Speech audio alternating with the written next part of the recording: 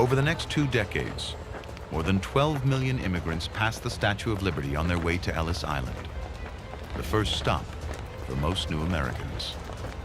Imagine what it took for someone to leave Eastern Poland or Lithuania or some village in the mountains of northern Italy and come all the way to this strange place with nothing.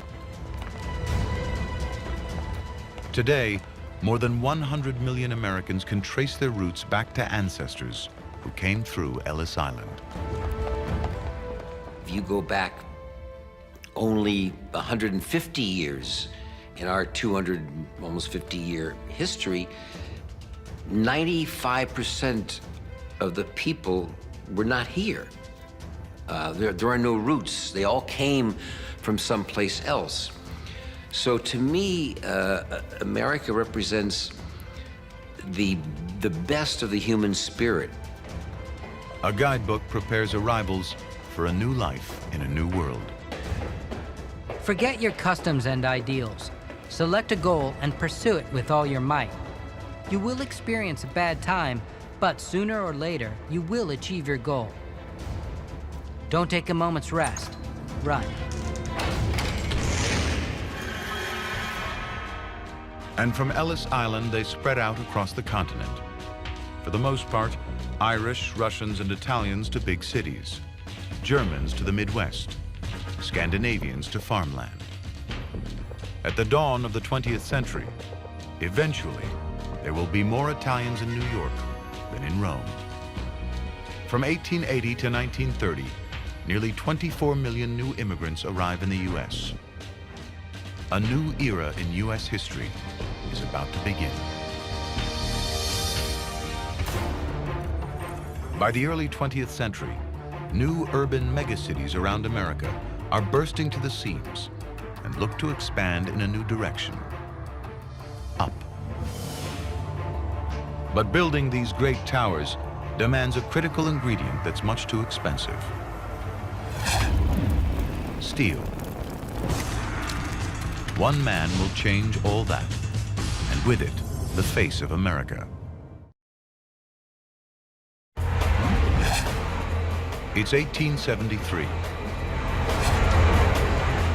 and Andrew Carnegie, a 5'3" Scottish immigrant iron millionaire, is in Sheffield, England.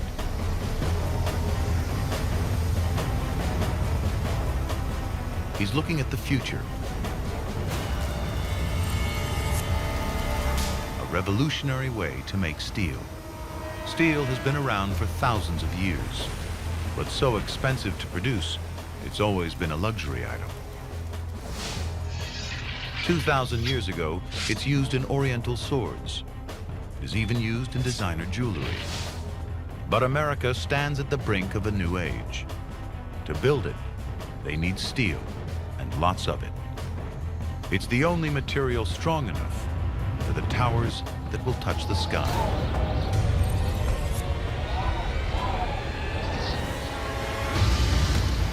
An English bullet maker is showing Carnegie a new but simple method of producing steel. He's stunned. Blast hot air through molten iron. Carbon impurities burn off. You get the wonder material: steel. For the first time, it can be produced quickly and inexpensively. If Carnegie can use this Bessemer process to mass produce it, he'll own the future. Carnegie returns to the States, to Pittsburgh, to start building the biggest steel plant in the world. It'll be larger than 80 football fields. It's a massive gamble. Carnegie risks everything he's got on the new plant. But only months into construction, disaster. A catastrophic stock market collapse. The economy is in free fall. He has to borrow even more money and barely scrapes through.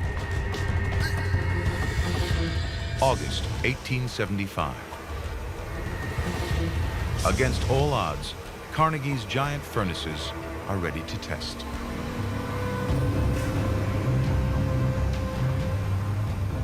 Steel production is phenomenally dangerous. Inside, 5 tons of molten metal. 3,000 degrees. Hot enough to vaporize a man in seconds. If it works, it will make Carnegie one of the richest men in the world. But there's a lot more at stake.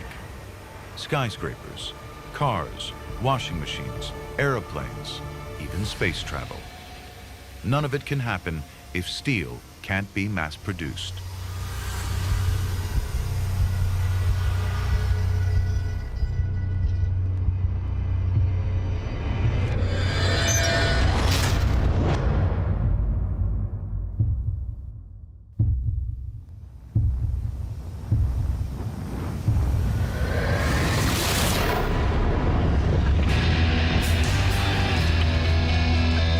It's a success.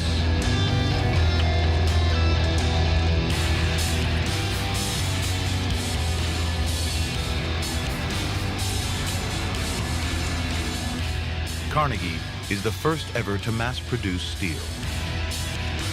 Prices plummet by over 80%. Output rockets from a few thousand tons in 1860 to 11 million by 1900. So many American stories of success are diligence, perseverance, but there's an awful lot of luck involved too. His timing couldn't have been better. It was steel that built American cities. It was steel that built American railroads. It was steel that built American shipping. By the beginning of the 20th century, he was one of the wealthiest men in America. Pittsburgh transforms from a sleepy town to the industrial heart of the nation. Its population triples. Driven by a new steel railroad, millions of tons of steel are transported across America, the raw material to build the modern city. And the grandest of all is New York. It's an era of obscene opulence. New York is a playground for super-rich industrialists and financiers. Wildly extravagant, they smoke cigars rolled in $100 bills. Their wives' hats studded with diamonds. This is the Gilded Age. Land values are the highest in the world.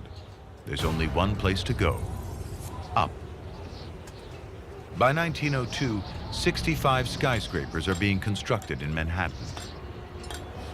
This is one of them.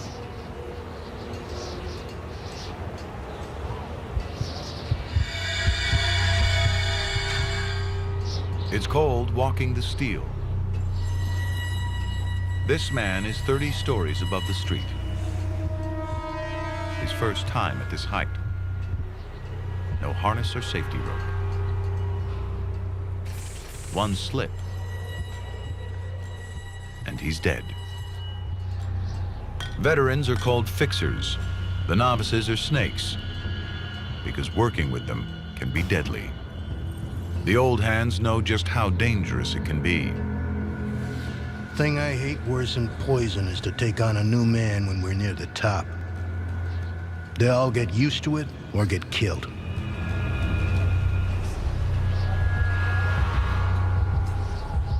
No hard hats, just a 280-foot drop. A sudden gust of wind, and it's all over.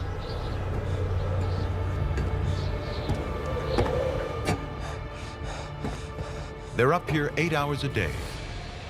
Meals when they can. No bathroom breaks. They're called roughnecks, European immigrants and Mohawk Indians. Many were sailors and bridge workers, so they're used to heights. The stakes couldn't be higher. It's a risk they are willing to take. The pay is $4 a day, twice the going rate for manual labor. Foreman William Starrett sums up his dangerous job. Building skyscrapers is the nearest peacetime equivalent of war. Even to the occasional grim reality of an accident or a maimed body, even death, remind us that we are fighting a war of construction against the forces of nature. He makes it. Many aren't so lucky. 2 roughnecks out of 5 die or are disabled on the job. In many cities, slums are reaching epidemic proportions. Multiple families crammed into one small room. Human waste pours into the streets, alleys, and open courtyards. People were crowded in. There were windowless tenements. Sometimes you had no internal plumbing, just privies in the basement, in the backyard. And the Lower East Side during these years was the single most crowded place in the entire world. Jacob Riis, Danish immigrant, crime reporter, photographer. He gets leads for stories from Chief Inspector Burns. Now, he's about to expose the hell of tenements. Jacob Riis knows what it's like to be poor. 15 years ago, he lost his job in a stock market crash. It's midnight, but Riis has a new technology that will change the public perception of poverty forever. An explosive powder that produces enough light to photograph in the dark.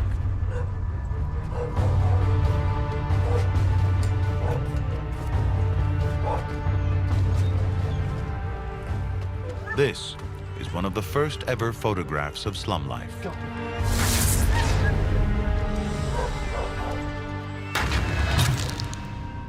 It shocks millions. Ladies and gentlemen, my name is Jacob A. Riis, and this is how the other half live and die in New York City. Magazines refuse to print his work, so Riis puts on his own magic lantern shows. His mission, to show the nation's wealthy something they've never seen before, filth and desperation on their doorstep. In this block, 9 dead were carried out this year alone. 5 in baby coffins. What he demonstrated was that there is another reality, that all that prosperity didn't trickle down all the way to the bottom, and there was some deplorable living conditions, and this country was not just forced to confront those conditions, but then was moved to begin to deal with them. Riis publishes his pictures in a book called How the Other Half Lives. It will sell more than 28 million copies. Within 2 decades, the worst of New York's slums are torn down. Tenements sell at auction for as little as $1.